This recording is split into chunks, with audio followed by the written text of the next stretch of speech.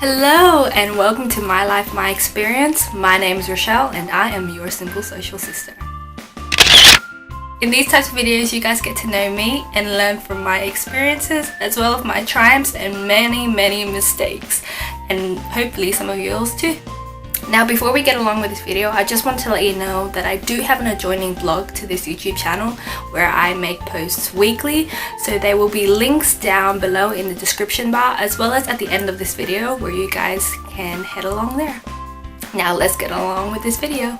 Today's topic is Filipino bred, Australian raised. As Australia Day is coming up very soon, I wanted to talk about my heritage and the country that I was raised in. So starting off with the origins of my family name, Gomez is traditionally a Spanish name, but because Spain colonized the Philippines in about 1521 to 1898, I think approximately are the dates, my family sort of like to say that we have some Spanish fiery blood in us. Now, I do have family on both sides that still live in the Philippines, and my grandmother still continues to visit there every year. I love going over there to visit. There's just such a strong cultural element to the place. Plus, talking to family in person rather than through Facebook or FaceTime is a totally different experience. Plus, any of you guys who have gone further away to visit family or friends, you know that exactly what I'm talking about. However, I do feel like I have a very white personality with sort of like an Asian flair. Because I was born in Australia, I adopted that laziness syndrome of having shortened words. So yes, I do refer to the afternoon as Arvo, and yes, I do call McDonald's Mac's. As well as a traditional driver's license of passage initiation, I did go on a Macca's run. But apart from all these exterior traits, I definitely adopted a lot more of an Australian relaxed, easygoing, friendly attitude, which I definitely think is different from Filipinos who are a lot more loud all of the time, which I think I totally am, but there is a time and a place. But all jokes aside, I definitely do feel so lucky to be a part of two countries and have the culture of two countries as well. So now comes the fun bit. So I've devised a test to determine whether I'm more Filipino or Australian, food-wise. So how this works is I'm going to be pinning two of the culture's iconic foods against each other, and it's up to me to determine which of the two I like more.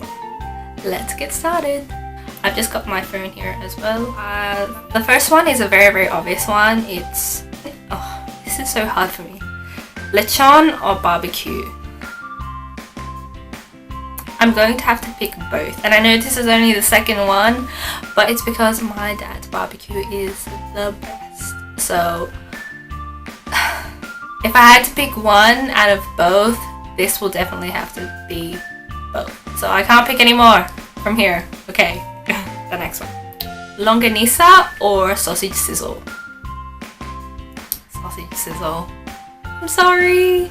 Longanisa is just too sweet for me. If I want a sausage, I just want a sausage, and that's pretty much it. Okay. Empanadas or meat pies? Meat pies, hands down. My favorite is just traditional meat pie or just shepherd's pie, and then you put some tomato sauce on it. I'm pretty easy. Okay, the next is Shanghai or spring rolls and versus a Chico roll.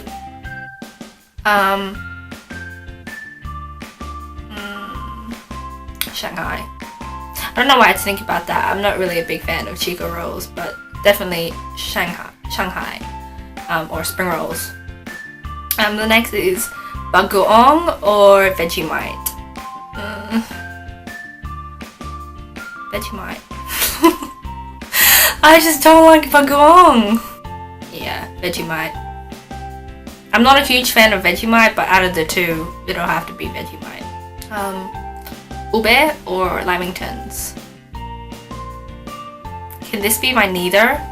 Because I'm not a fan of coconut, and I'm sorry to all you hardcore Filipinos, but ube is definitely not my food.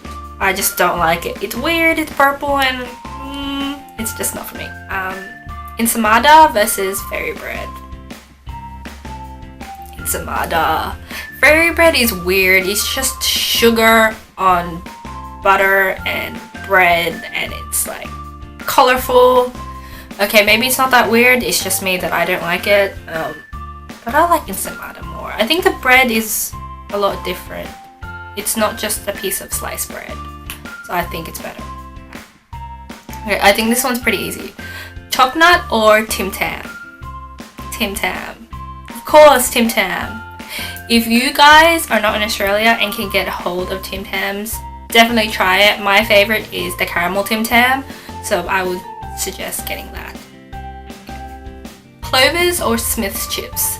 This is a pretty hard one too, but I would have to say Clovers. Especially like cheese Clovers, like really, really cheesy Clovers. Oh, this one's hard too. I feel like they're all hard. They're harder now. Okay, mangosteen or avocado? Mangosteen? I do love, love, love avocado, but I can't have... I once had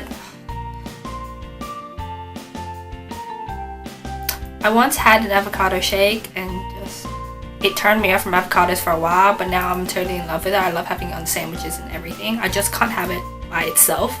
I need to have it in like a sandwich or with other foods. So as a standalone, I would definitely vote for mangosteen. Oh, this one's so easy too. Hala Hala or frozen Coke? Frozen Coke. Well, I would always go with frozen Coke. I'm just not into Hala Hala and the mixes of different sort of syrups and like the milks and the different fruits and stuff. Frozen Coke is just a traditional Australian thing that you have whenever you go to McDonald's. Okay, this one is the biggie. Jollibee or Macca's? Now, when I first went to the Philippines, I've been twice, and when I first went, I was so intrigued because everyone's like, oh, you have to go to Jollibee. I did love Jollibee. They had cheesy fries when I went. I'm not sure if they still have it because I haven't been back for a while, but cheesy fries was so good. Macca's. Of course, Macca's. Okay, so that's it. Let's tally up the votes.